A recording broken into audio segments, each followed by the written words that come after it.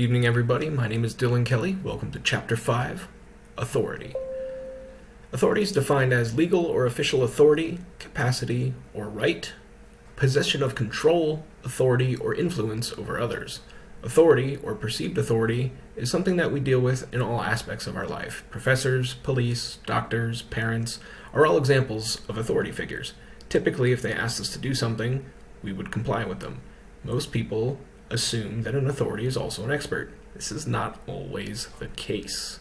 There are many examples of abuse of authority, and it's often done with little to no thought on the part of those that are following the orders of the authorities. There are many dangers to authority or false authority. Just because somebody has authority doesn't mean they have our best interests at heart. There are also many instances of false authority. An example of this are the scam calls from the IRS. They call you up, they tell you you owe them so many thousands of dollars in back taxes, they threaten to have you arrested and send the police after you if you don't send the money. They use fear and the authority that the IRS has to give them legitimacy and to scare you into sending the money. By the way, the IRS will never call you, they only communicate via mail. Take a second to look at the reflection below. Have you ever been scammed? Do you know someone who has been? How are the scammers able to convince their intended targets that they were legitimate?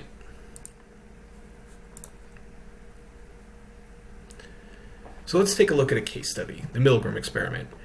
Researchers, unfortunately, learned to what a horrid extent people would actually follow the orders of authorities. So participants were asked by researchers to administer shocks to another participant every time they failed to memorize something correctly and to stop under no conditions. So basically, there were two participants. The researcher would ask the person in the chair a question, and if they got it wrong, they would be shocked. The intervals would increase by, I believe it was 15 watts, every single time they got it wrong. So the participants inflicting the pain often proceeded without any regard to the other person, simply because they were instructed to do so by an authority figure, to the point where the shocks would have been fatal. Those receiving the shocks were reported to cry out in pain and beg the other participant to stop. Most of the participants did not. The researchers had underestimated the participants' willingness to obey directions so explicitly. There are many reasons for compliance. A failure to obey authority is a story as old as the Bible, literally. Look at the story of Adam and Eve. While the ability and the willingness to comply has practical advantages and can be efficient, we often blindly obey authority even when it's unreasonable and disadvantageous. We have to ask ourselves if what they're telling us is true based on our knowledge and in deciding if we should trust them. It's important that you consider your own personal morals.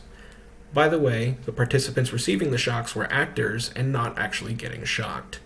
Wouldn't it be so ethically terrible to do this to people?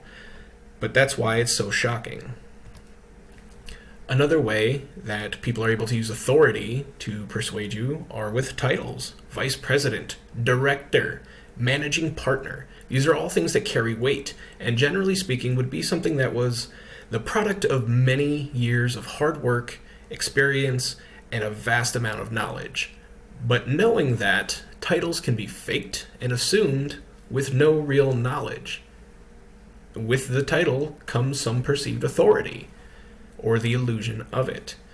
So, blind deference to someone claiming a title can be an enormous problem, as blindly following these orders without any consideration to the orders themselves can be dangerous and possibly deadly. So a not-so-extreme version of this would be Chris Robinson. He played Dr. Rick Weber on General Hospital in the 80s. Vicks cast him as a spokesperson for their commercial, dressed as a doctor, and their ad was a massive success. This is because people identified Dr. Rick Weber from General Hospital as a doctor. They assumed that, well, he's dressed as a doctor, he plays a doctor, he has some relevant knowledge, or at the very least, their brain simply just said, doctor, and that was it. So it lent a lot of significance to his legitimacy and his authority on the ad, and it led to a very huge increase in sales volume. Can you think of a TV ad that had an actor or athlete that you admired as a spokesperson? Do you think this changed your feelings on the product? Did you want to buy it? Did you trust them more because it was a person that you respected? So another case study with titles is the title of doctor. So a group of Midwestern researchers comprised of doctors and nurses were concerned with the deference and blind obedience nurses had towards doctors. They put an experiment forth where a doctor would call into the nurses station and give them purposely incorrect prescriptions for the drug estrogen. They were directed to give these doses to patients. They were doses of 20 milligrams. The researcher called the nurse's station over the phone, advised the nurse, who was a hospital physician, and told them to administer the drug to a specific patient. 95% of nurses complied and went to the medicine cabinet to retrieve the dose. They were all stopped by a secret observer as the nature of this experiment was revealed to them. So there are 4 main issues with this. So giving prescriptions over the phone was a clear violation of hospital policies. The nurses ignored it. The medication estrogen was not authorized. The nurses ignored it. The dosage prescribed was excessive and potentially lethal. The medicine container was clearly labeled as 10 milligrams being the maximum daily dose. The doctor was prescribing 20. The orders came from a doctor that the nurses had never seen nor spoken to before. Simply because he had the title doctor, or said that he did, the nurses automatically ignored everything that they knew and did what the doctor told them to do.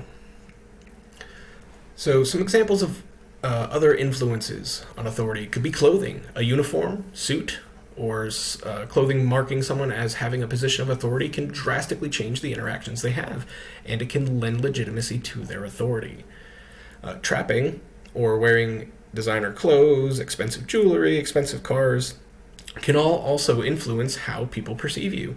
It can lead to people being thinking that you're more competent than you are, or for us looking out, we could consider somebody else more competent than they actually are, and this can be dangerous.